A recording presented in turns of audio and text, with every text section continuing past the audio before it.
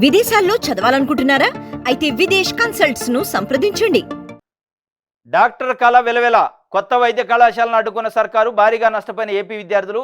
ఈ ఒక్క ఏడాది 700 సీట్లు పోగొట్టిన బాబు ప్రభుత్వం తెలంగాణలో పోలిస్తే కరీంనగర్ కోట సీట్లలో ఏపీలో భారీ వ్యత్యాసం. అక్కడ తొలి విడత కౌన్సిలింగ్లో ఎస్సీ కేటగిరీలో 446 మార్కుల సీటు, అదే ఏపీలో 520 వద్ద ఆగిపోయిన వైనం.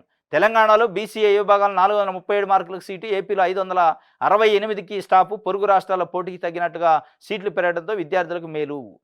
డాక్టర్ కళ విలువలైంది. డాక్టర్ కళ పైన ఉక్కుపాదం మోపిండి చంద్రబాబు నాయుడు గారు.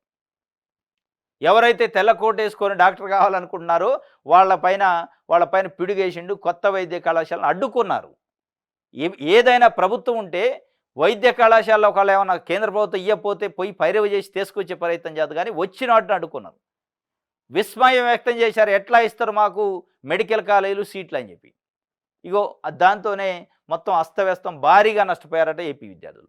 పక్కనున్న తెలంగాణ రాష్ట్రంతో పోల్చుకుంటే 700 సీట్లు నష్టపోయారట బాబు ప్రభుత్వంలో ఈ ఒక్క ఏడాది.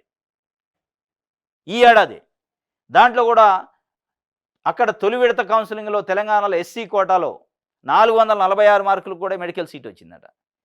ఇదే ఏపీకి వచ్చేటప్పటికి 520 మార్కులు వచ్చినా కానీ దాదాపు 70-80 మార్కులు ఎక్కువ వచ్చినాయి ఏపీలో, కానీ సీట్ రాలే.